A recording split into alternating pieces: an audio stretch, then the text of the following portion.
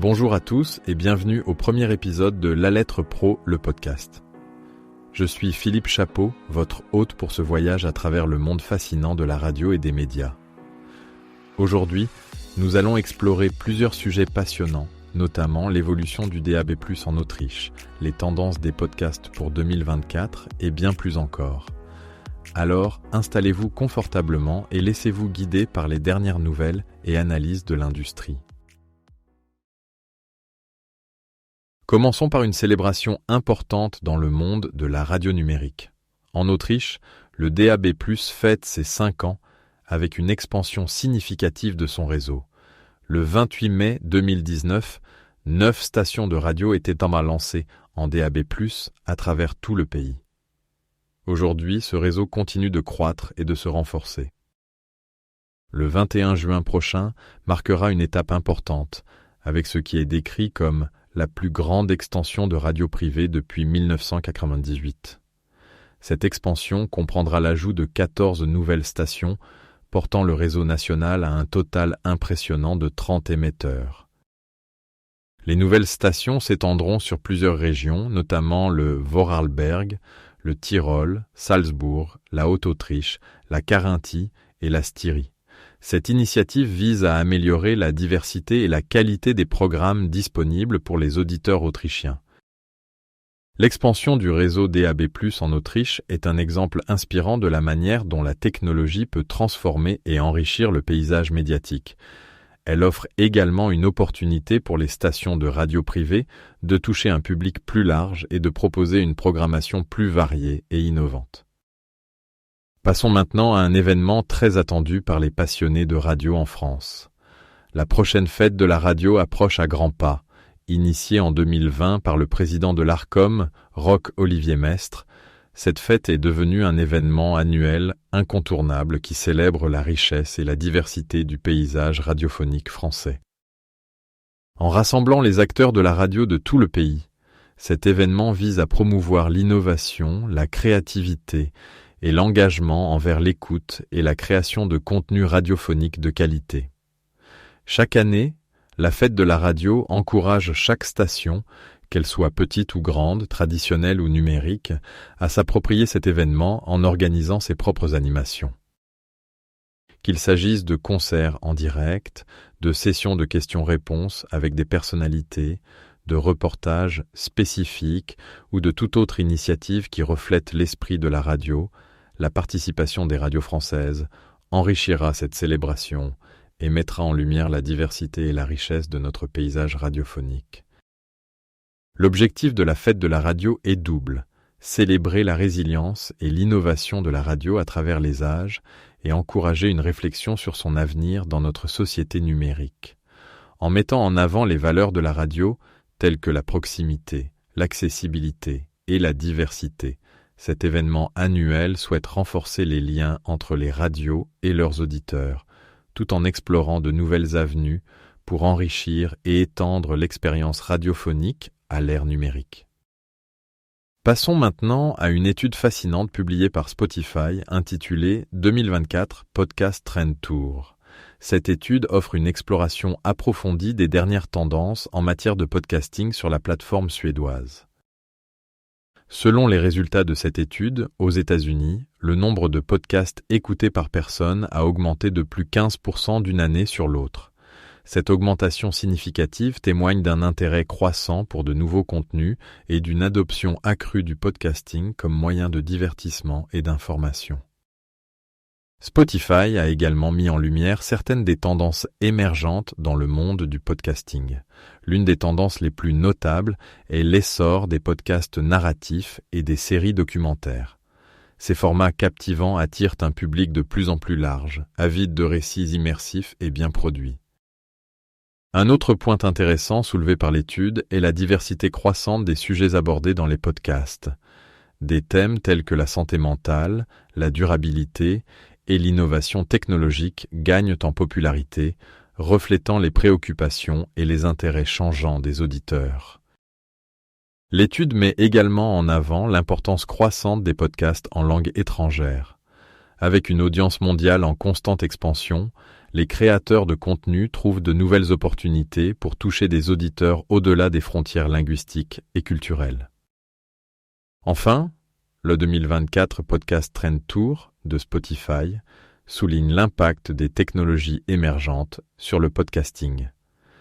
Des innovations telles que l'intelligence artificielle et la réalité augmentée commencent à transformer la manière dont les podcasts sont produits et consommés, ouvrant la voie à de nouvelles formes de narration et d'interaction avec le public. Passons maintenant à une programmation spéciale sur Europe 1 qui ne manquera pas de captiver les passionnés d'histoire. À l'occasion du 80e anniversaire du débarquement de Normandie, Europe 1 propose une semaine entière de contenu dédié pour commémorer cet événement historique crucial. Du 1er au 7 juin, Europe 1 offrira une série d'émissions, de reportages, de podcasts et d'interventions d'invités pour revivre les moments forts de l'opération Overlord. Cette initiative vise à offrir aux auditeurs une immersion totale dans cette période déterminante de la Seconde Guerre mondiale.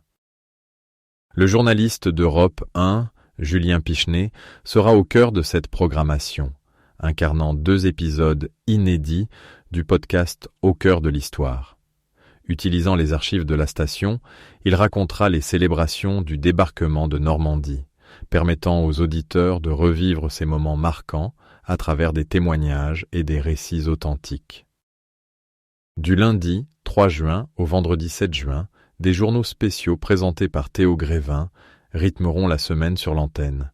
Un podcast inédit, Au cœur de l'histoire, sera également proposé tous les jours, offrant une plongée quotidienne dans les événements de cette période historique. Le point culminant de cette semaine spéciale sera le 6 juin, où les auditeurs pourront vivre le débarquement comme s'ils y étaient. Tout au long de la matinée, des flashs d'informations toutes les 30 minutes relateront l'arrivée des troupes, les premiers combats, le réveil d'Hitler et la délivrance des Alliés, recréant l'intensité et le drame de cette journée décisive. En outre, Europe 1 produira un YouTube Live avec Laurie Choléwa et Virginie Giraud. Ensemble, elles analyseront la véracité historique des films Il faut sauver le soldat Ryan et Le jour le plus long, offrant une perspective critique et éducative sur ces représentations cinématographiques du débarquement. Cette semaine spéciale sur Europe 1 promet d'être une commémoration mémorable et éducative, rendant hommage à ceux qui ont participé à l'opération Overlord et permettant aux auditeurs de mieux comprendre l'importance de cet événement historique. Passons maintenant à un événement marquant dans le domaine de la créativité audio.